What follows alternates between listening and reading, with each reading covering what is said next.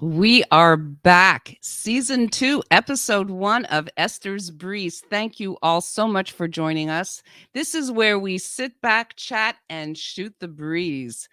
A huge thank you to PAX Management, Robert D'Alessio, who is my good friend and mentor, to my co-producer, Mr. Fernando Renzo, that is, and to the publicist extraordinaire, Stephen Joyner. Esther's Breeze is available on Esther's Breeze YouTube channel, on Bobby Short Shorts YouTube channel, and on Esther Brzezinski's Facebook profile. The audio is then extracted and uploaded to Spotify, Apple Podcasts, and many other streaming platforms. So we are so excited to be here tonight. This is our first episode in 7 months, and I'm super excited because we have a really, really great and fascinating guest. So today's guest is Mr. Steve Rubin. Stephen J. Rubin is an internationally recognized author, film historian, producer, screenwriter, and promoter. He is the author of 9 books, including the Twilight Zone Encyclopedia, the James Bond Encyclopedia, and Secrets of the Great Science Fiction Films. He also recently started a podcast called Saturday Night at the Movies. Let's bring him on. Hey, Stephen, thank you so much for joining us. How are you? Oh, I'm great. I'm great. Thank you. Happy New Year to everybody. Of course, I'm not sure when you can stop saying that, but I'm still saying Happy New Year. Oh, let's say February 28th is the cutoff date, all right? Sounds good. Sounds very good. Yeah. By the way, my podcast is technically called Steve Rubin's Saturday Night at the Movies. Because Okay. apparently there are a lot of people who have Saturday Night at the Movies podcasts, but I'm the only one podcasting perhaps from Hollywood. That's very true. Well, thank you for the correction. I actually did know that, and it was written down incorrectly, but that's okay. So you are what we call a jack of all trades. You are a writer, producer, pop culture historian, DVD commentarian, a talent manager, and now you're a podcaster. But you're probably best known for your books on the James Bond movies. So your first one is the James Bond movies, and then the one you had afterwards was the complete James Bond movie encyclopedia, which you are now in your 4th edition. So I'm curious, what was the evolution of this process and why such a keen interest? Well, I think that I was born a film buff, I guess you could say, because I lived across from the ages of, I'd say, 5 to 10. I lived literally across the street from a movie theater, so I was at the movies every Saturday with my friends. We'd see double features, usually science fiction and horror films. My mom was both my parents were big film buffs, so they would take me to the movies. So I was living at the movie theater, so it was not unusual to take my background in film and start to apply it to something. I was a history major at UCLA. I was a writer for the college paper, the Daily Bruin, an interesting era to be writing in. I was writing during Watergate, so it was a great time to be a journalist. And when I got out of college, my first book was called Combat Films, American Realism, 1945 to 1970. And I sold a grand total of 432 copies. And I said to myself, if this is what book publishing is all about, I better get out of the business or find something more interesting. That's the updated edition, which I got out in 2010. So I was looking around for a topic, and this is the mid-70s. Right. No one had done anything of serious note in researching the history of the James Bond movies. And I had started writing for a Chicago film journal at that time called Cine Fantastique, which covered science fiction, fantasy, and horror movies. And I kind of, I don't know if I necessarily pioneered it, but I certainly got into heavy forensic history based on interviewing the actual participants. So I decided to take a chance and approach Albert R. Broccoli. And, he's the one who's literally the godfather of James The Bond. producer, I believe, of the series, correct? Absolutely. Yeah. And I got him on a good day. And not only did I have a terrific interview with him, but I was introduced to his stepson, Michael G. Wilson, in London that summer, and I got access to everything. They opened their filing cabinets to me. So as a researcher, it was the Rosetta Stone moment. And I did a bunch of original interviews, and my book came out, and the first edition sold 50,000 copies. So as a writer, that was a big deal then.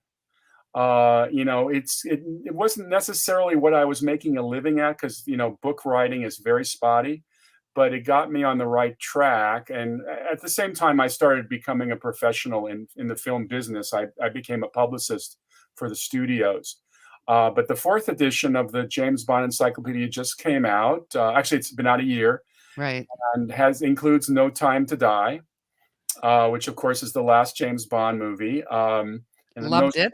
yeah, no Absolutely loved spoilers that here. I'm one. not going to betray that because a lot of people still haven't seen I it. know, and I won't say anything. Zip. But the fun thing about writing about Bond is it's forever. Yeah. You write about a subject sometimes and it's done. But with Bond, there's always something new to write about. It's the longest running film series in history. There's no reason to think it'll ever end. I actually personally predict that we'll be watching Bond movies. Well, maybe you and I won't be watching Bond movies, but in the 22nd century, they'll be doing Bond movies. I wouldn't be surprised. And do you have a preference of any actor playing Bond? Is there one that you prefer over all the others? Well, it's according to my research, it's axiomatic that you love the Bond you grow up with. So in my case, it was from the beginning Sean Connery. Yeah. I didn't see the first two James Bond movies when they were released theatrically. Dr. No and From Russia with Love did not get much fanfare in terms of their release. So the first Bond movie I saw was at Christmas 1964. I saw Goldfinger. And Goldfinger was literally an event, what we would think today would be like the Avengers or Star Wars. I mean, Christmas 64 was a big deal. By then, most of my classmates in middle school had started reading the Ian Fleming novels, which were available in these colorfully covered paperbacks. In fact, it's funny, my dad would come home from business trips and he'd always bring home Westerns. For some reason, my dad loved reading Westerns. I had no interest in reading Westerns. But one day he comes home and he drops a book on my desk, has a naked woman on the cover. Oh my goodness. She's all in gold and she's kind of covered in the right places. Right. But he says, you might like this. And he had given me the Goldfinger book. So that was that same year that Goldfinger opened. So the idea of seeing a movie after reading the book was very cool. And so that started me being a fan. And then, of course, interviewing Cubby Broccoli and then doing all of my research over the years. I've been writing about Bond for over 40 years. So it's kind of it's an interesting thing. I'm not inside anymore, though. I'm kind of the maverick historian. I have to kind of gather all of my research and photographing materials outside the aegis of Eon Productions, United Artists, but that's fine. I stay on my side of the fence, they stay on their side of the fence, and meanwhile, I'm able to get my books out.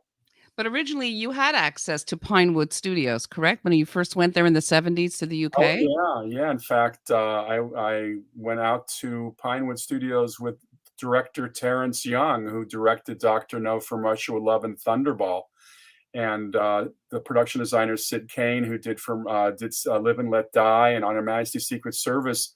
Yeah, Pinewood was great. I did a lot of research there. In fact, one of their construction coordinators opened his trunk to me with all these wonderful behind-the-scenes photographs, which no one had ever seen. So it Wow. really made my book terrific. And since then, I've tried to gather the most interesting photographic materials. The latest edition of the James Bond Movie Encyclopedia has almost 400 photos. That's incredible. That is. So you were there in the 70s. Did you get to meet Roger Moore? I think he had just completed his film when you arrived to the UK. Did you get to meet him at all? Well, I arrived about 2 minutes after they wrapped The Spy Who Loved Me, so I Oh, did not no. get to meet Roger. The thing about the movies, I have to say this, over the years, the best stories were told by the writers and the directors. So, the questions I would ask Roger, he probably answered 50,000 times. And I didn't feel as if by not reaching the Bonds, although I did have a extensive interview with George Lazenby, who was the actor who replaced Sean Connery.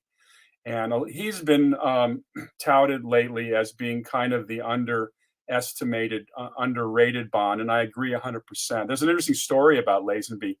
He kind of talked his way into an interview claiming he had done a bunch of films in Eastern Europe and that he was experienced. And his look was so perfect. Albert Broccoli and his partner, then Harry Saltzman, just went gaga over him. And he was assigned to appear in the sixth James Bond movie, On Her Majesty's Secret Service. And shortly thereafter, he met Peter Hunt, the director. And Peter was a driving force of the series. He was the editor on the first 5 James Bond movies. The editing style he brought to the movies was just very adventurous at that time. And George told Peter on the QT, "I have no acting experience whatsoever." And Peter nearly fainted. And the challenge, which I think was achieved, was to make him Bond. And if you watch the movie, he's the most comfortable actor, I think, to ever play Bond. He just kind of floated right into the role, and he's good with his fists. He had an interesting look. And I think that if George had stayed with the series, he would have, I think, done really well. But there were some issues. To get a performance out of George, Peter Hunt, the director, decided to stay away from him and not overly instruct him. And George began to feel a little isolated. When the film wrapped, his agent at the time told him that Bond was over and that he should not continue in the role.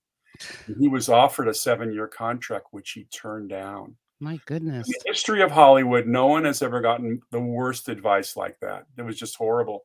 So George left. They brought Sean Connery back for one more in Diamonds Are Forever. And then the Roger Moore era took over from 73 on.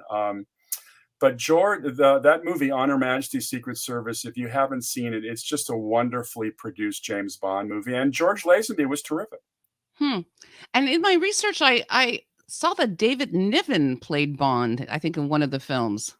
Well, interestingly, when Broccoli and his partner Saltzman got the rights to all the books from Ian Fleming, the one book there were 2 that he couldn't get rights to. One was sold to a actor in 1952 named Gregory Ratoff, who later sold it to Charles K. Feldman, one of the top agents in Hollywood, the rights to Casino Royale. And by the time Feldman started to think about making the movie, Connery had already started to appear in the Bond. So he realized he couldn't do a serious competitive Bond. So he decided to do a big lumbering spoof with David Niven being the retired James Bond. Right, yes. Woody Allen plays his nephew, Peter Sellers. It's the goofiest, the most lame-brained spoof ever. Everybody's in it because Feldman was an agent who knew everybody. Right. But it didn't work. They had 5 directors, 6 writers. It was a big lumbering problem. It's funny because when in my first interview with Albert R. Broccoli, he told me that when Casino Royale came out in spring of 1967, everybody thought that was the official James Bond movie that year. So when their real Bond movie opened that year, the Nancy Sinatra flavored song, You Only Live Twice, right, Connery, it didn't do as well as Thunderball, the previous Bond. So he kind of got, Broccoli kind of got to the point where he did not want to see any rivals in the marketplace. And that's why he fought a 20-year battle to prevent there being a Thunderball remake or a sequel, which is what happened to that second property, which he did not own. What happened was when Ian Fleming was writing his novels, they weren't selling that well. But what happened was he was approached by a British producer named Kevin McClory. And Kevin said to Ian Fleming, and it's kind of a brazen thing to say, he didn't think any of the books were cinematic, which of course is BS. But he said that let's get my friend Jack Whittingham, who was a screenwriter, and let's write a movie with a lot of visuals. McClory had just worked with Mike Todd on the movie Around the World in 80 Days. So he knew about big production value and doing something very cinematic. And so they wrote a movie called Latitude 78 West, which was about an A-bomb being hijacked by an enemy power, originally the mafia. And they couldn't sell it. Nobody wanted to buy it. It was just another screenplay for another series of books that nobody cared about. So Ian Fleming, the author, did a very bad thing. He actually decided to write a book called Thunderball without giving credit to McClory or Whittingham. And they sued him in the High Court of London, and over a 3-year period, they eventually won all the film rights to Thunderball. So when Broccoli and Saltzman started making their films, they didn't own Thunderball, and they realized it was one of the best books in the series. So they made a deal with Kevin McClory that they would produce it together. And when you see the movie Thunderball, the producing credit is Kevin McClory. And what happened was McClory had all these drafts of the original story, and he claimed there was the mafia, there was Spectre, blah, blah, blah. But he signed a deal that he would not do anything else with the Thunderball property for 10 years. Promptly in 1975, 10 years later, he announced a new Bond movie called James Bond of the Secret Service. And Broccoli, having already gone through that craziness on Casino Royale with the rival Bond movie, was not going to let that happen again. So there was a major legal battle that McClory fought and couldn't do anything until he met a gentleman named Jack Schwartzman, who was a lawyer originally with Lorimar. And Schwartzman examined all of McClory's paperwork and said, you could do another version of this movie. You have the rights. And so what happened is in 1983, Warner Brothers released a movie called Never Say Never Again, which brought back Sean Connery for his last time as Bond. And it's interesting. We've been talking about Broccoli fighting Casino Royale, Broccoli fighting Thunderball remakes. It turned out in '83, it was also the same year that they brought out Octopussy, which was the official Roger Moore film that year. So there were 2 Bond films that year. Both of them did pretty well. So it wasn't as big a deal. And you had a falling out with Broccoli yourself, is that correct? And you sort of got caught in the middle? It's just that it was just a misunderstanding. I mean, Cubby wanted to do kind of his story, and I don't blame him because he's so tied up with Bond. But with all of my interviews with all these people, it was not just Cubby's story, and I think he didn't want to correct what he felt was their incorrect information. So he kind of walked away from the project. But my editor at Cinefantastique had the gall to take an ad out in the magazine without telling me anything, and he put Cubby Broccoli's face inside a gun sight. And he said, who is this producer and why does he want this book stopped? And Michael Wilson, who was always friendly to the project, just blew a fuse and said, we're just not going to deal with you anymore. So I was really caught in the middle of something really stupid that should never have happened, because I'm one of the biggest fans in the world of Bond. I only write pretty much positive stuff about them. In my book, I do review all the films, and I don't give A+ to everyone because you can't. But I still love the Bonds, and I just have a lot of fun talking about it. Yeah, that was almost sort of the old style clickbait that we see these days. That was the style that he put out. So I have to ask you, you co-wrote a book called... Yes? You froze for a moment. I have to ask...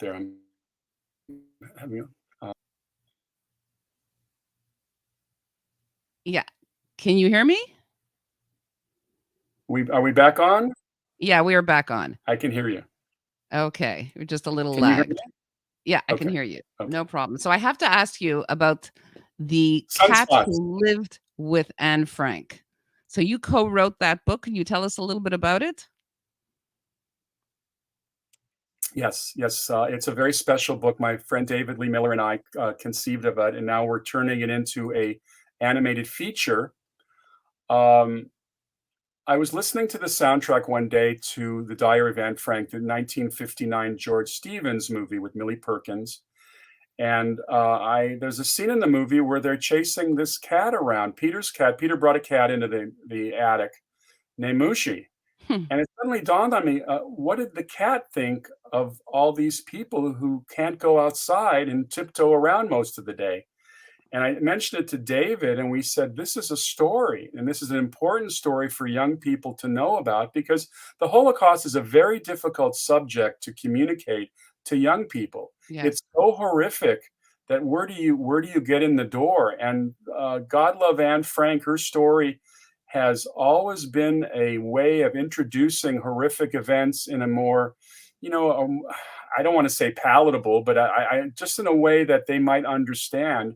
And then telling the story from the cat's point of view It's was even more brilliant. interesting for us because Mushi, unlike Anne and everybody else in the attic, Mushi goes out every day. Right. Mushi goes out through the coal chute, wanders around Amsterdam, and we see that the city has become like a prison. It's armed guards, dogs patrolling. And basically, the book is a kind of a starting off point for an animated feature where we take Mushi out and he joins the Dutch animal resistance against the Nazis. But in our story, the Nazis are personified by the German Shepherd and Rottweiler dogs that patrol the canals. So the movie Okay. becomes a metaphor. It has touches of The Lion King. It has touches of in terms of atmosphere, Ratatouille, because in Ratatouille, Paris becomes a big character in that story. In our story, Amsterdam becomes a big character, and it's just it's opened up so many ideas for us. And we've actually sold we sold the project once to a French company, but they went out of business, and we got the IP back. Okay. And now we're out there looking for financing for the feature at a time when I think this movie is more important than ever. I agree. Anti-Semitism is on the rise. It There is is. so much misinformation out there that people, these Holocaust deniers are just, they're just completely absorbing some of the world of their, and people just don't know. The USA Today did a study last year that 40% of the people they interviewed had never heard of the Holocaust. I mean, it's especially amongst young people. So we think The Cat Who Lived with Anne Frank would be a very important feature for the world. And 4 quadrants. It has something for everybody. It has humor. It has pathos. It has adventure.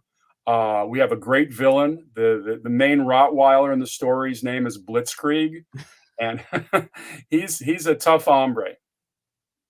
I think it is perfect timing. Whoopi Goldberg was suspended because she claimed that it wasn't about race, that the Holocaust was not about race, You which know, was completely ridiculous. completely ridiculous, and she should know better. She's a smart lady. I think that we're in strange times. I think there's too much misinformation out there, and I think that the Jews seem to be blamed for everything.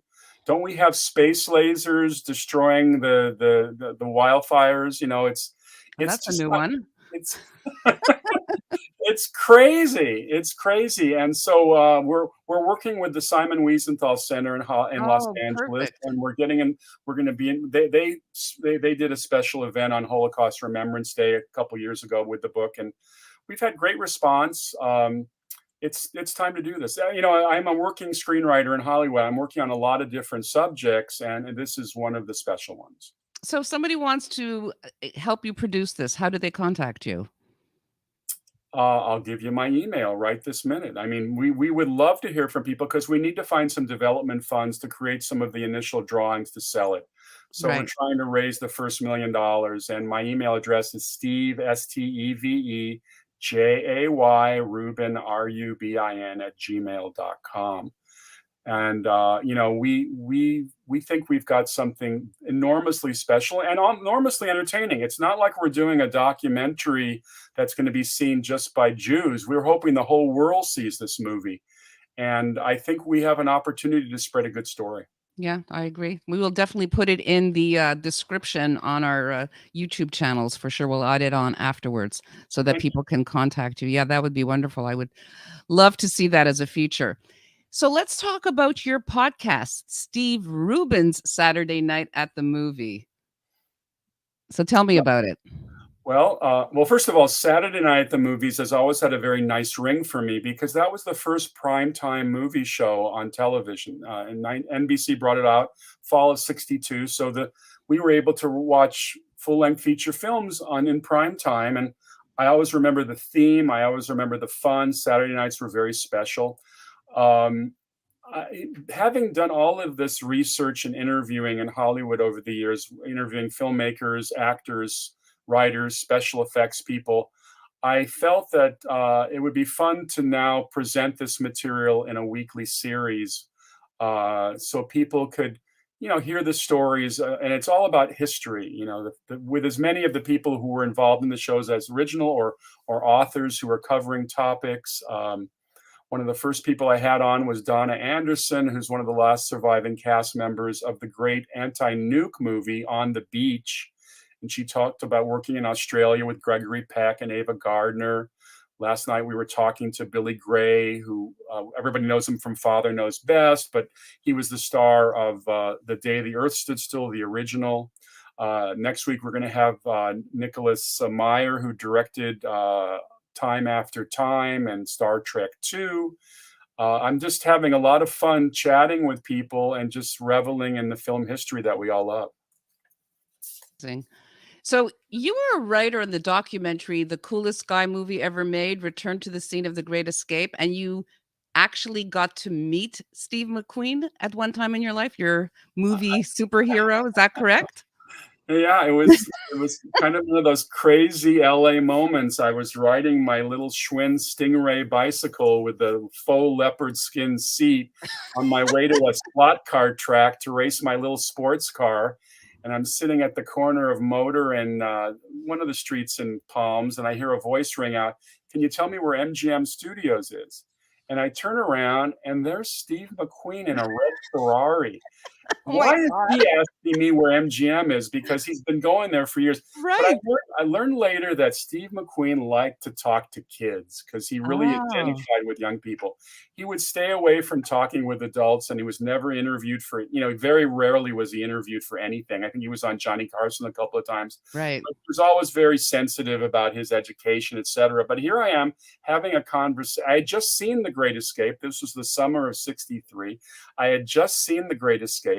Oh my God moment, Royale. I mean, it's just one of those great moments. And The Great Escape is my desert island movie. You get asked that question. If you had to go to a desert island with one movie, what would you bring?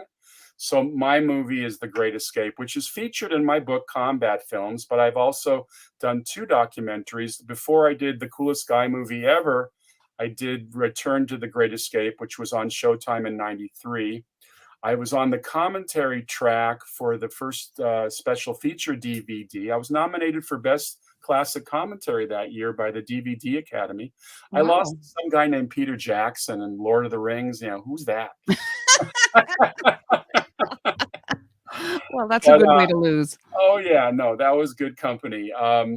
And it's just one of those movies that plays and plays and plays for me. I've always loved that movie. And, I was approached by a French filmmaker who had taken a camera crew to all the locations where they made the film in '62. And we did a then and now descript, we put them up next to each other to see what the locations look like today. And that's the title of it, as you mentioned, is The Coolest Guy Movie Ever, and it's from Virgil Films and Entertainment. It's available on Amazon. It's actually a fun film. I got Lawrence Montaigne, the Canadian actor, to narrate, and he's wonderful. He plays one of the guys in the original Escape, plays Haynes, the Canadian, who gets into a fight with James Coburn's character, a faux fight at the beginning of the movie as they're trying to escape from the get-go. And it was fun. It was a lot of fun. When we did the first documentary, Return to the Great Escape in '93, right. I went over to Germany, and I went to the actual studio where the film was made. And then we went off into Bavaria, looking for some of the locations, which were very hard to find. But we interviewed people like James Garner and James Coburn and Donald Pleasance and David McCallum, and it was great. That's amazing. And you also did a encyclopedia version of one of my favorite all-time shows, The Twilight Zone. So absolutely, yeah. No, I as a screenwriter in Hollywood, sometimes you go literally years not doing anything because you're in development hell. So I've decided that I've got to get back into writing books, and it was between Bond books, and I love The Twilight Zone like you do, and I got to be friendly with Carol Serling, Rod Serling's widow. Wow. And just like Cubby Broccoli opened the filing cabinets for Bond, she opened the filing cabinets for Serling. So I was able to tell you how much people made in those days, how much roles. You'd be surprised what these iconic roles in this great TV series, what these actors made. I mean, top of show in 1959 was $5,000. Now, $5,000 in 1959 is probably really good money, but today it seems like a pittance. Do you have a favorite episode? The one I always seem to gravitate towards is the wonderful Burgess Meredith episode where I he remember that. goes into the bank vault every day, where it's the only place he can read freely, and the world ends, and he comes out and he has all these books he can get to read, and it's called Time Enough at Last.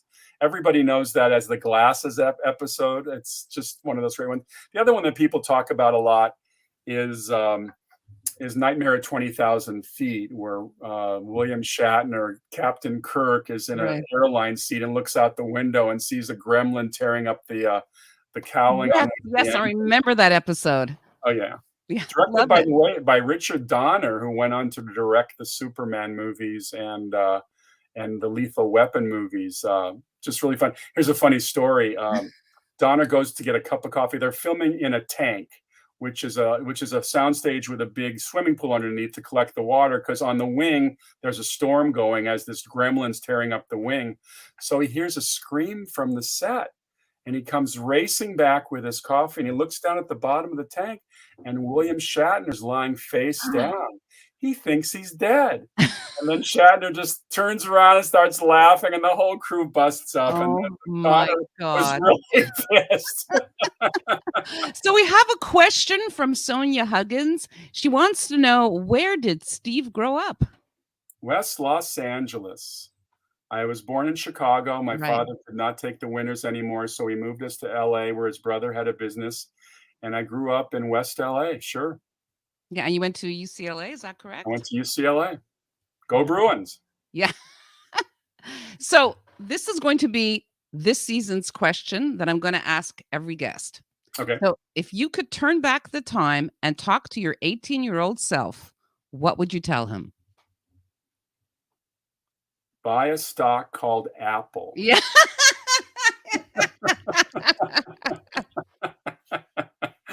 No, that's the easy answer. I think I would tell my 18-year-old self to that's a really good question, Esther. I think that it's like going back and trying to correct things. I think I would have probably told myself to get more, and well, this is interesting, kind of get more involved in the Jewish community. I Okay. grew up totally away from that, and not that I needed to go to temple or anything like that, but the social atmosphere was probably a lot more inviting for me than going to a discotheque and dancing my ass off. It is fun, but it's kind of an empty calorie. So I think Right. socially I might have, making connections as well, because it's always good to make connections. And I didn't get married till I was 42. Wow. So I waited quite a long time. And I think so. I'd probably tell myself to be a little more social. I was an only child, so I was used to being able to entertain myself by being on my own. So there wasn't, I had lots of friends though, but I think that I I kind of followed the John Travolta Saturday Night Fever equation for a while, Right. dancing around. Because when I went to Europe on that first James Bond research trip, that was the height of quote unquote disco fever, and 77, 78. I watched Yeah. people dancing, and they were having such great times that I said, "Wow!" So when I came back to LA, I just said, "I got to go to discotheques and dance." It was kind of empty calories. Do you think that the Bond movies kind of influenced your perception of relationships and how women should be and how women should look? Because the women in the James Bond films were incredibly gorgeous. Do you think that had some effect on you in that It way? completely ruined me. Yeah, that's what I thought. There's a scene in Goldfinger.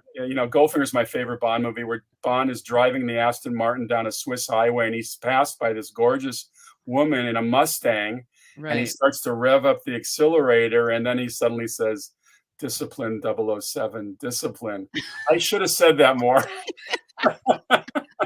So do you think that they're gonna have a female 007, or did they retire 007? Well, first of all, this is always gets you into hot water, and when you say that Okay. Bond's gotta be a white guy from the Commonwealth. And, Yikes. you say that and you're immediately accused of being a racist. But For 60 plus years, they've had a successful series with a white guy from the Commonwealth. I just don't see them changing that. Lashana Lynch did a nice job with the moniker 007 in the latest Bond movie, but she was Yeah. just given the ID number. She's not James Bond. Right. And everybody says this, that, you know, Bond should be a guy. I mean, the women can have their own series, but Bond should be a guy. It's like a female Tarzan. You're not going to do a female Tarzan. I mean, it's not going to work. I mean, you got to have Bond. I mean, it's interesting that over the years, a number of authors have written James Bond novels. Ian Fleming died right after Goldfinger was released. He died in 1964, or just before. Right. So he missed most of the huge success of the Bond series. Interestingly, the Bond producers have never produced a non-Ian Fleming story. They do original stories, but they do not take them from anything approaching another author. So, the Ian Fleming, there are only 12, I think there were 12 or 13 Bond novels and 2 collections of short stories, which ran out years ago. So they've been pretty much doing originals since The Spy Who Loved Me in 77. I don't see them changing. I just don't see them changing. Okay, no, I was curious. So what does the future hold for you? What are your plans, Mr. Steve Rubin? Well, I'm not going to go to Mars. Yeah. Oh, well. Spending 6 months in a tin can and getting on a desert planet, not gonna work. No, I'm loving what I'm doing. I want to. Interesting. The last 8 years, I've been writing nonstop comedy. I feel that comedy is one genre that has been depleted. Usually, if you're seeing a movie comedy, it can be very raunchy, and I think that I like family comedies. The movies we always cite. We always cite Ghostbusters, Back to the Future, Night at the Museum, even The Wizard of Oz. Movies you can take your 87-year-old grandmother to and your 6-year-old, and everybody comes out smiling. There are not enough of those movies anymore. I feel that Hollywood's comedies have gotten, The Hangover was a big hit. There was Hangover 2, Hangover 3, all these kinds of movies that sell kind of what we consider to be lazy writing, going for the cheap joke, scatological humor, F-bombs. We don't write like that. I'm working with a wonderful Canadian writer from Montreal named Billy Reback. Billy was one of the original writer-producers on Home Improvement. He's a wonderful writer and a great partner.